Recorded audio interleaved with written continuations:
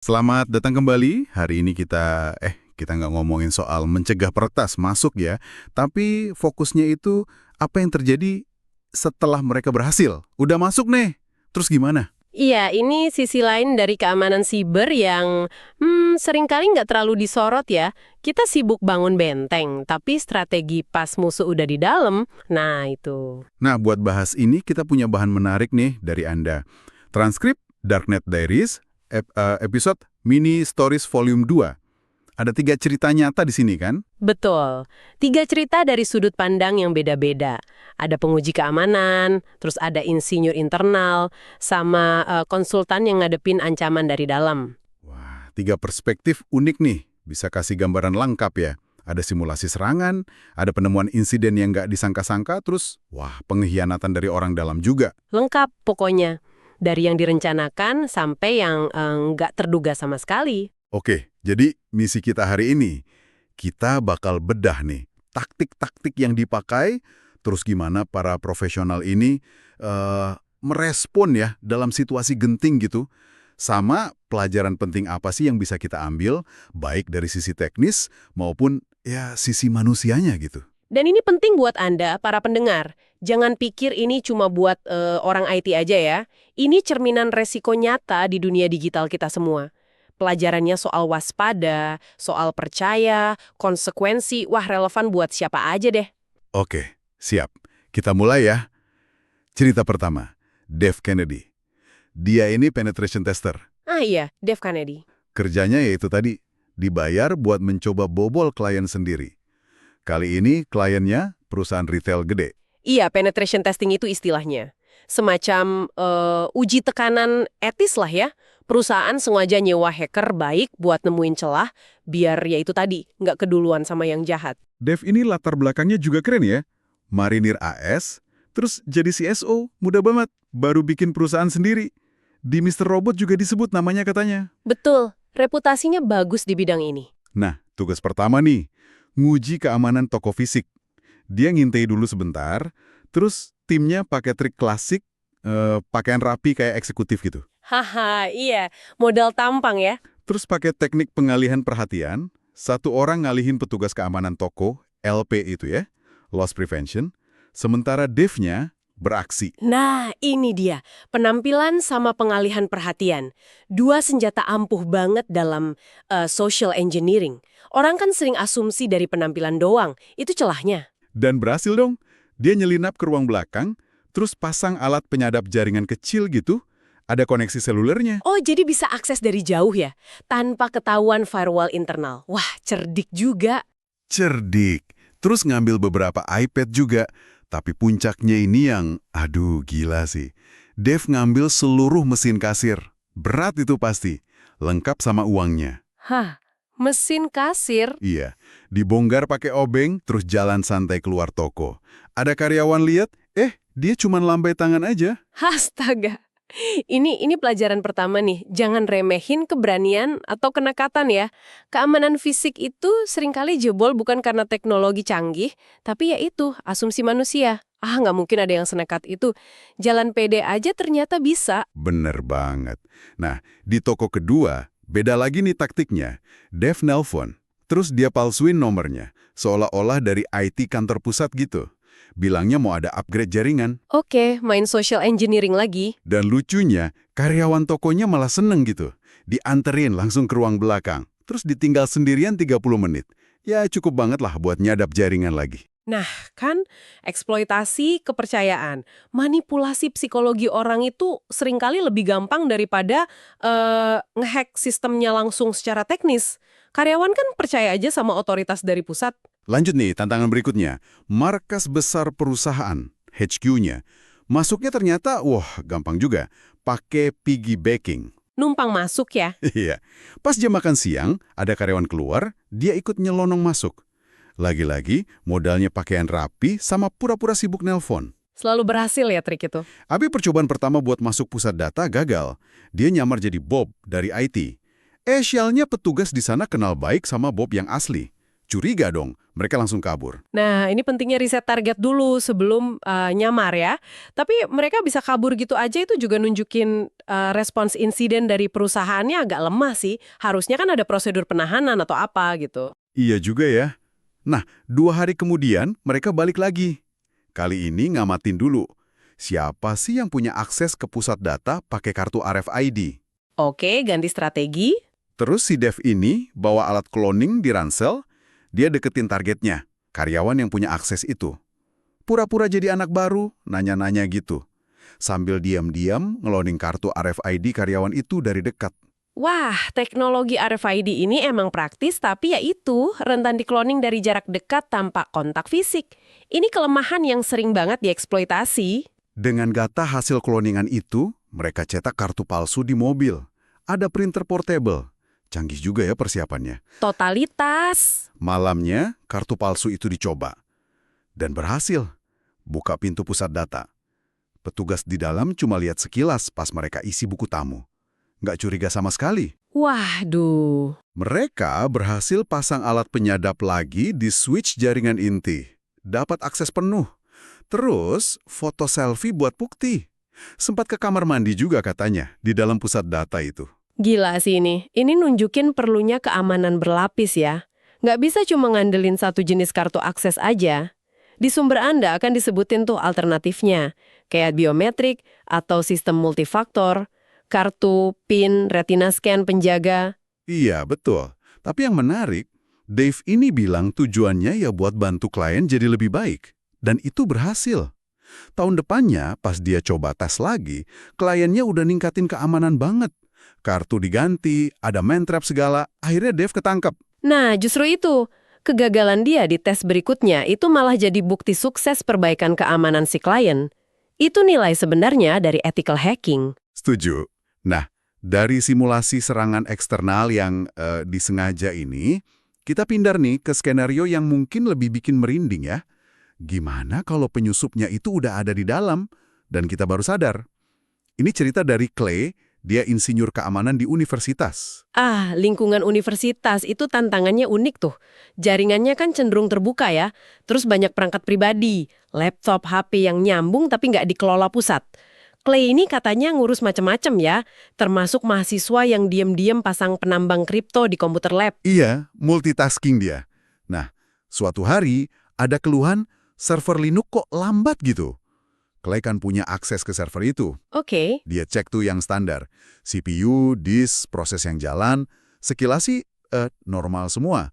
Mungkin admin junior udah nyerah di sini. Tapi Clay nggak? Enggak, dia nemuin sesuatu yang bikin wah kaget pasti. Ada sesi root shell aktif. Dan nggak tahu itu punya siapa. Waduh, itu alarm paling bahaya di dunia Linux. Root itu kan akun dewa ya, kekuasaan tertinggi. Nemuin sesi root aktif nggak dikenal, itu artinya ada penyusup yang udah pegang kunci kerajaan. Bisa ngapain aja dia di server itu. Dari nyuri data sampai ngancurin total. Panik sih pasti itu rasanya. Pasti. Dilemanya kan, putusin koneksi si peretas sekarang. Tapi risikonya dia ngamuk, ngerusak lebih parah.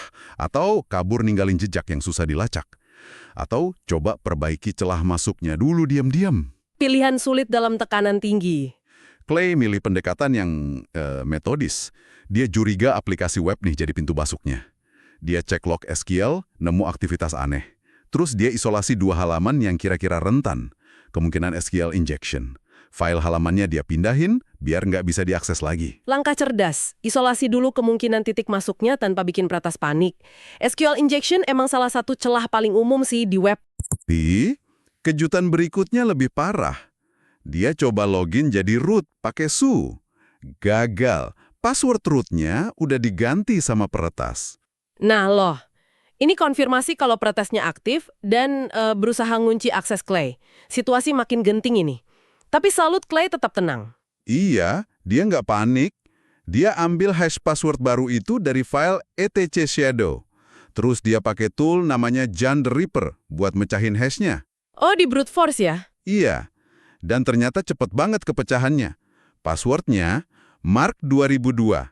Lemah banget kan? Hahaha, ironis ya. Pertasnya sendiri ternyata ceroboh milih password. Tapi ya, kelemahan ini justru ngasih Clay celah buat ngerebut kendali lagi. Bener. Dengan password baru itu, Clay siapin rencana serangan balik cepet. Dia ketik dulu semua perintah di notepad, siap copy paste. Isinya, matiin prosesi peretas, ganti password root lagi, pakai yang kuat dong. Matiin database, pasang notif maintenance, perketat firewall, cari kemungkinan backdoor lain. Udah siap semua, baru dieksekusi beruntun. Cepet banget. Nah, ini contoh bagus banget punya rencana respons insiden yang siap dieksekusi. Kecepatan dan ketepatan itu kunci banget pas ngadepin penyusup aktif. Nggak bisa ragu-ragu. Dan berhasil. Peretasnya mental keluar. Wah, Clay pasti lega banget itu. Pastilah, adrenalinnya turun langsung. Langkah berikutnya ya standar. Lapor, forensik. Ternyata benar, SQL injection. Peretasnya udah aktif beberapa hari. Terus, rollback server, balikin data, dan yang paling penting, perbaiki kode yang rentan itu. Tuntas kerjanya. Mantap. Ini penanganan insiden dari hulu ke hilir yang patut dicontoh. Deteksi, respons, pemulihan, sampai perbaikan akar masalahnya. Dari penemuan yang nggak disangka ini, kita ke cerita terakhir nih. Ini yang paling aneh dan agak ganggu sih menurut saya. Ancaman yang disengaja dari dalam. Ceritanya dari Fish, nama aslinya Dan Tentler dari Phobos Group, konsultan keamanan. Ah iya, Fish. Kalau dari sumbernya, dia ini katanya fokus ke simulasi ancaman nyata ya, bukan yang sekedar centang-centang standar kepatuhan atau compliance doang. Nah, ancaman dari dalam atau insider threat kayak kasus ini itu sering banget diabaikan loh. Padahal bahaya banget. Statistiknya kan nunjukin sekitar 60% serangan itu asalnya dari internal. Bisa karena nggak sengaja, bisa juga niat jahat. Nah, kliennya Fish ini punya karyawan IT, awalnya di helpdesk, tapi problematik banget orangnya. Suka bikin rekan kerja cewek nggak nyaman, terus kayaknya tahu informasi pribadi mereka yang harusnya rahasia. Dicurigai mata-matain gitu. Waduh, ini udah red flag banget. Tapi manajemen perusahaannya ini, katanya sih tipe perusahaan keluarga yang nggak suka konfrontasi, punya ide brilian. Alih-alih mecat si karyawan ini, mereka malah promosiin dia jadi kepala keamanan. Tunggu. Dipromosiin jadi kepala keamanan. Itu logikanya gimana ya? Kayak ngasih kunci brankas ke orang yang dicurigai maling dong. Ini benar-benar keliru dan bahaya banget. Aneh kan? Harapannya biar si karyawan nggak betah terus keluar sendiri. Ya jelas aja ini bikin investigasi Fish jadi super sulit. Targetnya punya kendali penuh atas jaringan dan kemungkinan besar sadar lagi diinvestigasi. Udah kayak tikus mau nangkap kucing ini mah. Susah banget pasti. Langkah pertama, Fish ya, pastiin komunikasi sama klien aman dulu. Pakai perangkat pribadi, email pribadi, ganti semua password, aktifin 2FA. Terus, dia sisir kantor secara fisik. Nemu alat penyadap audio, disembunyiin di stop kontak. Wah, sampai segitunya ya. Ini nunjukin ancamannya bisa fisik juga, nggak cuma digital. Penyadap gitu kan murah tapi efektif. Secara digital, Fish nemuin si target ini licik banget. Dia nggak pakai malware aneh-aneh. Tapi dia nyalahgunain fitur sistem yang sebenarnya sah. Misalnya, sistem telepon dikonfigurasi buat ngerekam semua panggilan. Terus, dia bisa akses rekamannya. Oh, memanfaatkan fitur yang ada ya? Iya, terus dia pakai kebijakan grup Windows, JPO itu, buat ngambil screenshot komputernya semua karyawan secara berkala. Terus dikirim ke dia. Ini licik dan bahaya banget. Pakai alat administratif standar buat tujuan jahat itu susah banget dideteksinya. Ini nunjukin resiko gede banget kalau kita ngasih kepercayaan sama hak akses berlebihan ke orang yang salah. Alatnya sih legal, tapi penggunaannya ilegal. Nah, pas dia sadar lagi diinvestigasi, dia makin nekat nih. Dia pindahin semua server fisik perusahaan. Hah? Dipindahin kemana? Sebagian ke penyedia hosting di Ukraina, yang cuma dia yang bisa kontrol. Sebagian lagi ke... Garasi rumahnya sendiri. Dia pasang rak server sama internet bisnis di garasinya. Ini udah di luar nalar sih. Tingkat keberaniannya atau mungkin keputusasaannya ya, udah sulit dipercaya. Ini nunjukin betapa lepas kendalinya situasi di perusahaan itu. Belum selesai. Dia nagih biaya hipotek rumahnya, listrik, air garasinya ke perusahaan. Dibilang sebagai biaya hosting. Astaga. Dan dari sisi finansial, lebih parah lagi. Dia nyalahgunain kartu kredit perusahaan. Dipakai buat belanja pribadi, sampai buat resepsi pernikahannya. Totalnya hampir $200.000 setahun. Dan ini disetujuin sama atasannya yang nggak pernah ngecek detail pengeluaran. Nah, prinsip ikuti uangnya itu emang seringkali jadi kunci ya. Bukti finansial kayak gini jadi dasar hukum yang kuat banget. Udah bukan cuma pelanggaran privasi lagi nih. Kelalaian manajemennya juga fatal banget sih nih. Akhirnya, tim FIS kumpulin semua bukti. Ada penyadap fisik, log GPO, rekaman telepon, tagihan kartu kredit gila-gilaan itu, potensi pelanggaran privasi karyawan di California juga. Laporannya lengkap, diserahin ke klien sama FBI. Katanya sih, karyawan itu akhirnya ditangkap FBI di kantor. Ya, konsekuensi serius ya buat tindakan kriminal di tempat kerja kayak gitu. Buat manajemennya, ini pelajaran super mahal tentang biaya dari menghindari konfrontasi. Ruginya finansial, operasional keganggu, moral karyawan hancur. Jauh lebih mahal daripada mecat dia dari awal kan? Pentingnya background check, pengawasan, sama ketegasan jadi kelihatan banget di sini. Kisah yang ekstrim ya, tentang gimana masalah internal bisa jadi bencana kalau diabaikan atau salah penanganan. Jadi dari 3 cerita ini nih, kelihatan banget ya, ancaman itu datang dari berbagai arah. Bisa eksternal yang nyoba masuk kayak kasus Dev, bisa insiden internal yang nggak disangka kayak Clay, atau yaitu tadi, orang dalam yang sengaja berniat jahat kayak kasus Fish. Betul. Dan kelihatan jelas banget kalau keamanan itu perpaduan antara teknologi sama faktor manusia. Rekayasa sosial, teknik investigasi, motivasi pelaku, respons yang tenang dan terencana, wah semuanya berperan penting.